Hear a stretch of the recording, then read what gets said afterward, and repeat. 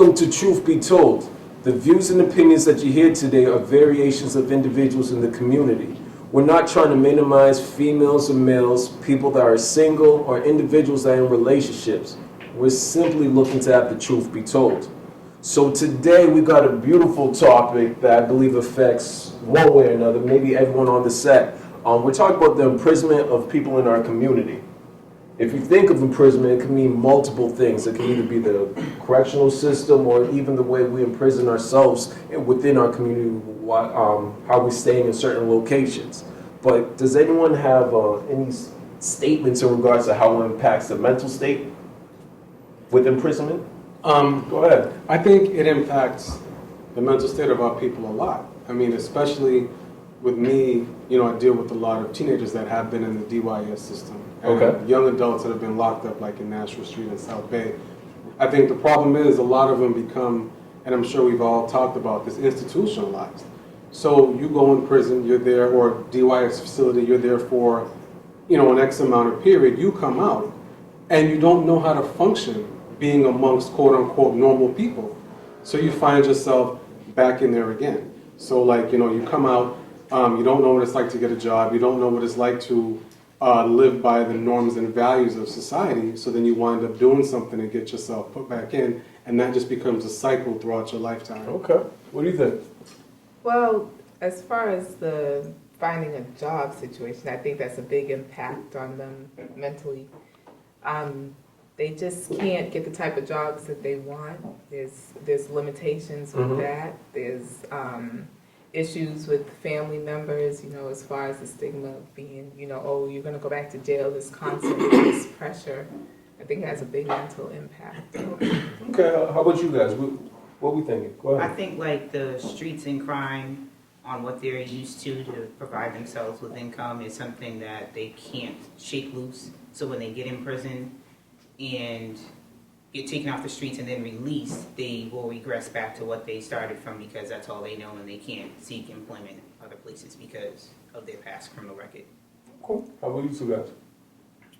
I feel like the imprisonment thing is more of it's a culture thing almost. Mm-hmm. I don't know. Go ahead. Nah, I mean, just going off what she said earlier, it's, it as a man, you want to be able to provide and do what you have to do. And now that you've gone to jail, you got this label as being a convict. People don't hire convicts, then you're like, oh, dang, I need to make money. And you can't do it the right way, even though you may want to do it that way. But because of whatever situation you was in, you went to jail, now you're a convict. You can't get a decent job because they won't give you that second chance. So now you're continuing that cycle. I agree. That's a tough predicament too because let's say you do get out of prison, you get yourself straightened out, you fill out a job application. And on that application it asks you, have you ever been convicted of a felony? So you thinking, well, if I click, well now it's click, but if I choose yes, I may not get this job. But if I choose no, I'll get this job. But then if they find out, then there's backlash. Because years back when I was in college, I worked at a hospital. There was a really cool dude, man. He worked in patient transport. And he came in early. He always stayed overtime. He was friendly. He was accessible to people. He had an unbelievable work ethic. And he also stayed in a halfway house, and he didn't let anybody know about that. Well, one of the higher-ups at the hospital found out that he was locked up upstate. I think he did 10 years. And they let him go because of that. And I felt bad because he came and he worked his tail off, but because of that record he had, he was let go. Yeah, but I respect all of y'all opinions, but I think we're overrating this. You know why? Who was it? Nelson Mandela went to jail for 27 years. If Don King did 5+ years? Hold up. That's a call. If Martin Luther King went to jail over 20 times, you could still go to jail and have a healthy living. You could still make something out of yourself. If you continue to go to jail, or if you go to jail and you come out and you're looking for other people to provide you opportunities, then of course you're going to get the short end of the stick. But if you have skills, basically if you're able to run a drug ring and you're making $200, $300, $400 a day or thousands of dollars a week, put that skill on your own business.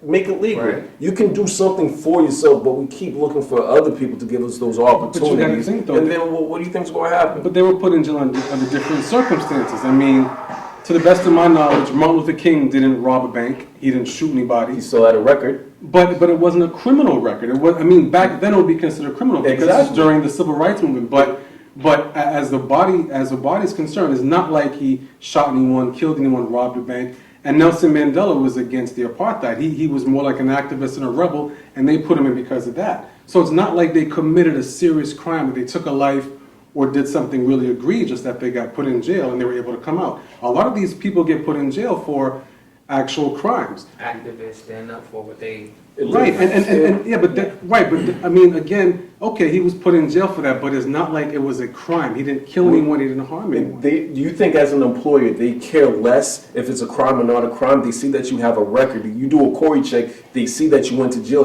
point blank period. Right. You're axed right off the job. Exactly. You're not going to get a chance to change Thank your life, you. nothing with some of these companies. They don't want But, no issues. Everyone you named had notoriety or power or politics. Not at the behind time. them. Not Don King. Well, Except for Don King. Not except Don for King. just about. Seriously, not Don King. He went to jail, I think, for attempted murder, something to that degree. I'm almost positive he went to jail for attempted murder. He come out and he makes millions upon millions of dollars. What I'm trying to say is, regardless if you do go to jail, if we always look at it as a problem, we're never going to find the answer.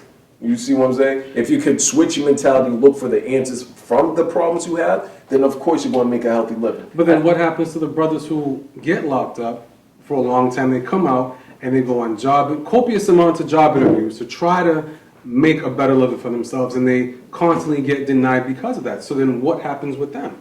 Well, to go on that, if you remember back years ago, they used to have like education programs in jail for brothers, not necessarily our brothers, but in general, for men who got locked up. You know, you still get your EEG, your GED. You can pick up a trade, learn a skill, so that when you went back into society, you can get that job. But they took that back because it costs too much money. They have all these different reasons they're trying to save, penny pinch, but they're not penny pinching when they're spending millions and millions to millions of dollars. They're spending more people money to make the prison Right. and all of that. But yeah, they took these programs back because they didn't. I mean, I guess this is a conspiracy theory that's coming out, but they didn't want our brothers to be able to work.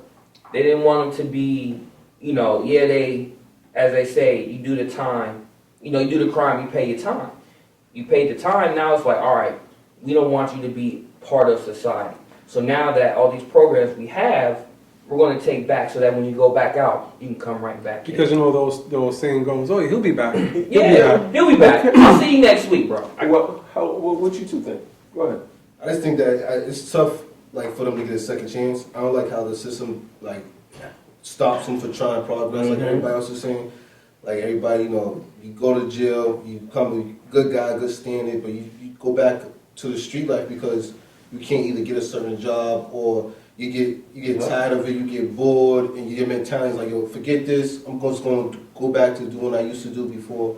So, I mean, I just don't like the way the system's set up for them to come back, to go back to jail. I just don't like that. It's like, like that whole not letting them help, not giving them a second chance to actually get their life back on track, because jail's supposed to be like a learning lesson, and it's just basically it's just like a system thing, like you said, it's a circle. They're just gonna come right back in the door. Okay. And most of them are like used to fast money, so when you sell drugs, you're making thousands of dollars, and then you get on a little penny ante job, like making $8 an hour. That's a substantial pay cut. So you're not gonna wanna, work basically like a slave for hours, 8 hours a day, when you can make fast money off of one deal and have everything. Can I pose a question to the panel? The gentleman I talked about earlier, because of the situation, let's say you were the company that was hiring. You hired this man to come in, did a fabulous job. 6 months down the line, you find out he was upstate for 10 years or what have you. Would you let him go?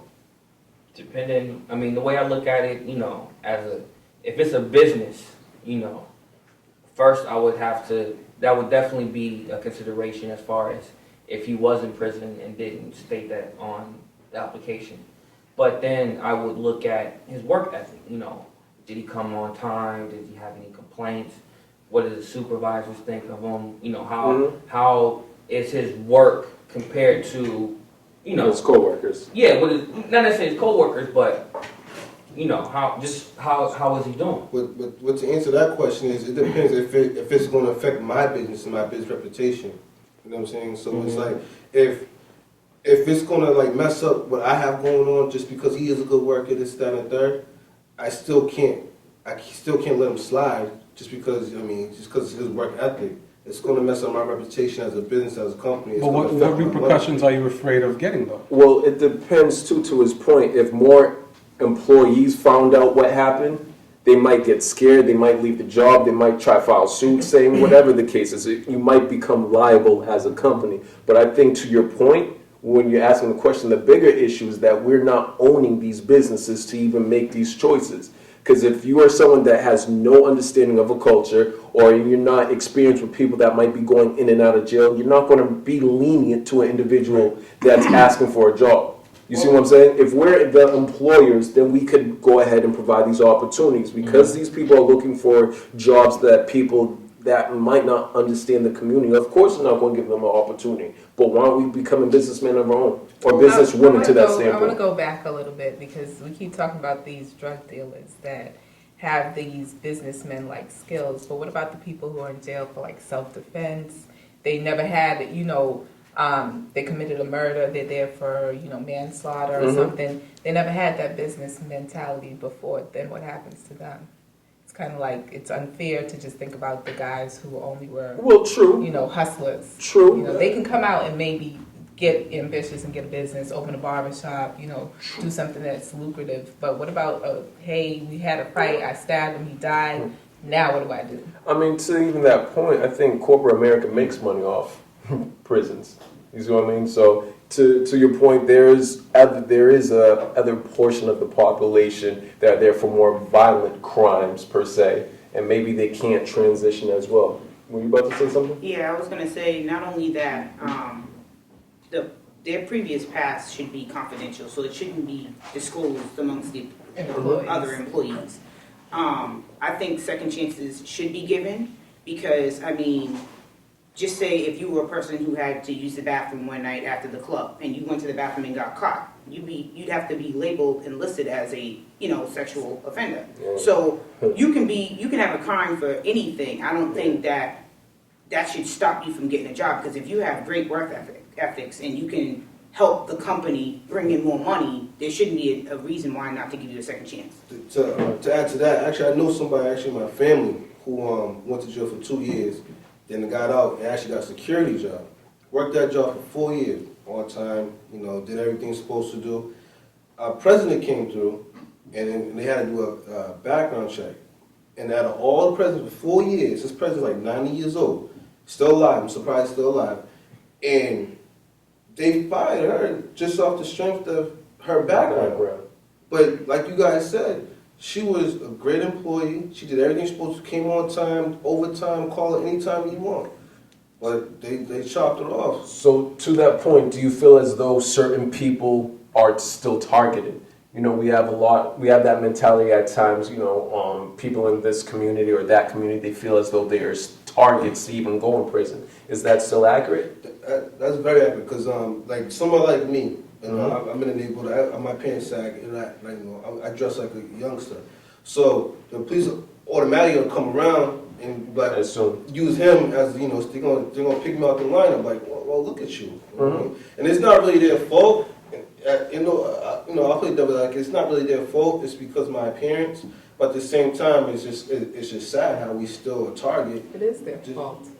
Why are they judging you on, you can be who you want to be? That's true, But- but the people that commit certain crimes, they look just like me. It goes both ways. Like, I understand this point. Now he can steal $1 million. You know what I mean? But they're not gonna hit him first. They're gonna lock Come me to up. you. Yeah, because They're they gonna don't judge go you by on your me. appearance. Yeah. They're going to judge you by your appearance. And even to that point, I think what some of the bigger issues are is what we look at as crimes. If the majority of majority of black men that are in jail are over petty drug crimes, I don't necessarily think that's as big as a deal as certain of these white collar crimes per se. They're stealing insurance money from their Inside employees, trading. inside trading, like that's legit messing up people's lives. And you're seeing multiple years of lives, and you know they get slapped on the wrist. Look at Martha Stewart. That happened to her recently. They even said that happened to Mark Cuban. So Yep, I heard that. so these are really major crimes that's stealing millions upon millions of dollars, but they're not looked at as crazy crimes. But if you tell me but if I get caught with over an ounce of weed, then I'm in trouble. You see what I'm saying? But I think it's the way we look at these crimes per se, because they're going to look at him and he's not even doing anything compared to someone else. That goes back to you saying that the prisons make money off that. They Like do. you got an ounce of weed on you, get caught. Right? That's what $100 fine. Your bill, depending on your record, your bill may be like $50 to $500. You know what I'm saying? Then you gotta go to court, get court fees.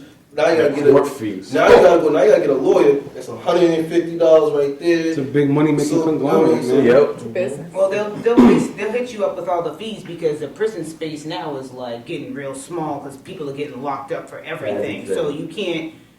Basically, now you'll just get hit with fines and time. I mean, well, basically fees like from courts, but you won't be actually sitting in jail for weed. Yeah. Like right now, they're only putting people with like See it. mental issues or crime or murder or something like that, but not drug use. Yeah. But how much responsibility do we take? Because we're talking about us being targeted. We're talking about us going in and out of jail. But how much responsibility, or where do we take the accountability for going in and out? It should be at least half. I mean, that's how I feel. Yeah. You shouldn't be 100%. No, I mean it's a two-way street because they set up the system. They're making the rules. You know. But are you breaking the law? We shouldn't be breaking the law. Okay, I didn't understand the question. No, yeah, it should be 100% on us. You know, we shouldn't be out here doing that. You know, Mm-hmm. we should be like, all right, we're grown. We're all adults. You know, we know right from wrong. We should- True. If you, nothing's easy if you really want it. Or nothing's worth having that's easy. Either way, however you want to finagle that bagel. Right. Finagle Just that like- bagel. Oh boy, finagle that big. Nah, but I'm just saying though, like, No, it's if, true. if you really want something, if you really want to be a lawyer or a doctor, then do what you have to do to get there. You know, it's not going to be like instant oatmeal. You can just throw in the mic and it's done. You got to work at it. But you look know? what happened to a lot of the college athletes, and I wish I knew the names offhand, but there have been college athletes that have been caught up in rape cases, and their entire college career is gone. They were like NBA prospects, first round pick, you know, he's a lock. And then he gets in a situation where he is locked up for rape, which it wasn't even a rape, and all of a sudden he's in jail for 10 years. So he goes in at 18 looking to be an NBA prospect. He comes out at 28. Then what? Because he didn't graduate from college, he's been in jail for 10 years, he has no money. What happens? There was a, back in '88, there was a shooting. I don't know if you guys heard of it. She was the youngest homicide victim at the time, Darlene Tiffany Moore. She was killed sitting on a mailbox. The guy they accused of doing it, I read an article on him. He was in jail for 14 years, from '89 until 2003, and he came out. What to do? When he got locked up, he was 19 years old, just finishing high school. He comes out, he's 33. What does he do? So, I mean, yes, responsibility is on us, but if we're picked out and we're labeled and accused, and we get locked up for a long period of time, and especially if there's outrage amongst people like, oh my God, we can't believe this young girl got killed. Wait a minute, we think it was him, lock him up. Then he's in jail for 14, 15 years. He didn't do anything. So the responsibility is not all on us. It is on us to an extent, but not all the way. Well, it depends. In my younger days, I did stupid things that could have got me in trouble. Thankfully, I never got caught. But even now, I'm older. You know, I got the dreads. I get pointed out. I've been pulled over many times. Even last time I got pulled over, no lie, right there on Martin Street, the cop took me out the car and just said, "Get out." There was recently a shooting around the area, so he didn't even care. He's like, just get out the car. He patted me Racial down. profiling. It's okay. He patted me down, looked in my car, but I was clean, so he let me go. But if I was guilty of anything, I would have been in trouble. So regardless, we still have to be accountable for our actions, regardless if you picked out, regardless if you're accused. But if you're not going to get in trouble if you didn't do anything per se, even though there is the percentage that are falsely in prison. What about your rights? What That's about? like a violation. The because problem is we don't know our rights. that is a major problem. They don't know their Do you have a rights. right to search? Because, but the funny thing is too, I said that to a cop because that's a racial profile being targets. I had a nice car, tinted out, looked like shit like a drug dealer's car. He said, license registration. That's why he pulled me over. Because you can ask Yes, that. We know you you're can. right. You ask that before they give me information. So now I'm being a white. Now he thinks I'm being a white, The wise guy, smart yeah. ass. You know what I'm saying? So now he's like, okay, now get out the car. But you can't get me out the car. But what can I do though? What are you going to I do? gotta get out the car. You're going to get out. Yeah, they're gonna Rodney King you, man. You know what I'm saying? So that is why half is their fault. Well, Well, and I can honestly say the same thing too. I had a car, tinted out, rims, everything. And there was another guy that was riding in Brockton too, same car. And I got pulled over like every other day.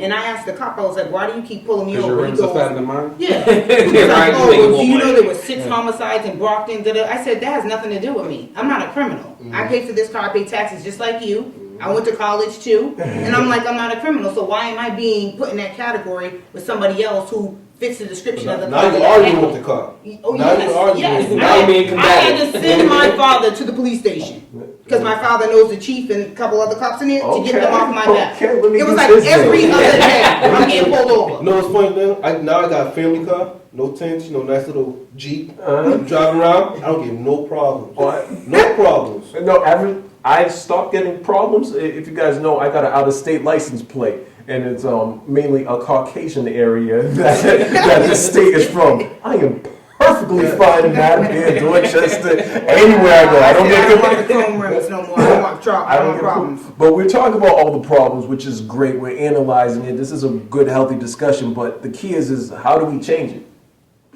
Seriously, there's problems, but what's the answers to the problems? What are ways that we can actually change it? I think as long as the prison system is making the money they're making, there's not ever going to be a change. So it's because just doomsday. it's a huge turnover. I mean, it's a big money-making conglomerate. So as long as they're making that $2 and $3 and $4 and $10 million to house prisoners, I don't think it'll change. No way we can change You it. gotta understand. Well, policies will have to be revised or looked at, but people who are in this situation that care about it, who are affected, they're not allowed to vote. They're not allowed to help make any of those changes. So, But how can we change? You? How about you? I mean, seriously, how are we going to change it? Go ahead. The crazy thing is too, though, is that if you go to certain areas, especially in Massachusetts, there's like no cost activity. Soon as a car that's like just weird, it's like, say if you go to Wesley or something and you drive around and you look lost, no cost is gonna be on you. Of course it will. If you in like Brockton or something or Boston around this area, there are cops everywhere. So it's just like they know who's gonna mess up. You know what I'm saying? Like, you know what I mean? Like they already got in their mind that this is the area that all these minorities are. We already know what they're about. Like if you go to Wesley, there's nothing really going on. Yeah, let you drive and throw something out your window. Woo, woo, woo. Yeah, True. and the cops are on it. You know what I mean? But how can we change it though?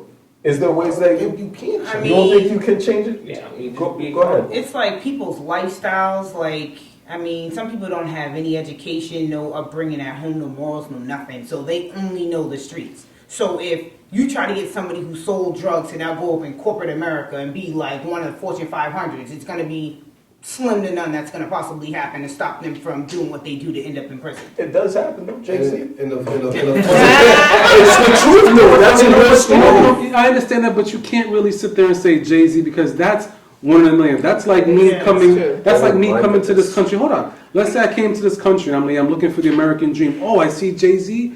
I'm gonna be just like him. That's slim to none. And I understand your point, but you Well- can't really just say Jay-Z. So Realistically speaking. Another like say Don't talk. right quick like say if you like say somebody you want to stand up to the police in your community, how many people are going to stand up with you? That's the problem. We're not gonna come together, especially African Americans. We're not gonna come together and try to go against the police or try to make something right. We're just not gonna do it. No People one- are scared to voice their opinions. Like they'll tell you at home behind closed doors, but when it's time to present that in front of somebody, everybody's mouth shut. But So- it's And you look like you're standing So alone. no one's really sad is that we are living within our fears right now.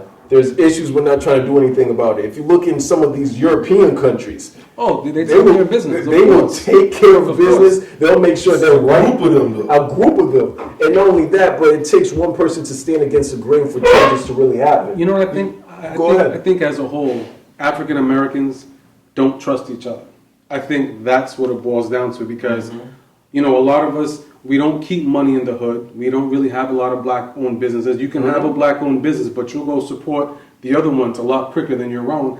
And I just think as a whole, we just don't trust each other, which is this whole no snitching and looking out and all this other cockamamie stuff. I think if African Americans as a whole learn to trust each other and learn to be able to turn our back away, it's even like this. Like we were having this discussion before. We should not be afraid to live amongst our own people, but a lot of African Americans are moving off to Milton, Wellesley, Natick. Nothing wrong with those neighborhoods, but Hey. no, that's what I'm School saying. system. No, there's nothing wrong with those neighborhoods, They but got at a the school system in Boston. right, and that's what I'm saying. They need to add it What's here. wrong with living amongst our own people? Our people. People don't want to see. I know. I mean, the way I look at it, when it comes to that type of argument, it's that crab mentality. You know, we don't Yes. want to see other people that look like us Prosper. succeed. We want drama. You know, we want that. Reality We want that TV. reality TV because I've seen that episode. You know, we want that. You know, and if that's not there, then everything else doesn't make sense. It's not normal because there's no drama because everything is hunky dory, if you will. You know. Well, And if somebody's doing, I'm sorry for Go trouble. ahead. If somebody's doing good in the community, that's not televised. Nobody will know about it's it. not And that's- publicized. It's Look not what happened to normal. 106.1. Positive music station, no cursing, no Nicki Minaj, no Drake, none of that. They play good music, did a lot of things throughout the community, and they were shut down because they didn't have a license. Now, I'm not condoning that, but they were shut down. One of the few positive black music stations in the community, and I don't work for 106.1, I'm not advertising. It's not But, exactly what that. right, but I enjoy listening to that kind of music, and they were shut down because of that. And they did a lot of positive things in the community, advertised businesses, advertised events, and they got shut down. You know what I mean? So that's just an example of us not sticking together. Well, to that point, if you can tell that the effects of imprisonment is even live on this set because we ourselves are not willing to make certain changes or even help each other. But hopefully we can continue this conversation in our neighborhoods, families, or even with our neighbors, whatever the case is, to help better each other out. And that will have the truth be told for today.